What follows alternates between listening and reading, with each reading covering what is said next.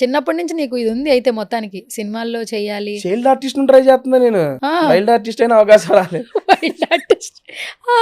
ఎప్పటి నుంచి ట్రై చేస్తున్నావు? నేను మీ శ్రేయోభిలాషికి కూడా సెలెక్ట్ అయ్యాను. మీ శ్రేయోభిలాషి సినిమాలో రాజేంద్ర ప్రసాద్ గారు మీ శ్రేయోభిలాషిలో చైల్డ్ ఆర్టిస్ట్ 10th క్లాస్ పిల్లడు ఒకడు ఉంటాడు కదా, ఆ అబ్బాయి క్యారెక్టర్ నేను చేయాల్సింది.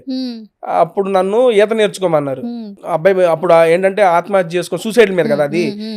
అప్పుడు నేను 7th క్లాస్ 7th 6th నాకు గుర్తులేదు కరెక్ట్ గా. నీళ్ళలో దూకి ఆత్మహత్య చేసుకోవాలి, ఈత వచ్చా అన్నారు.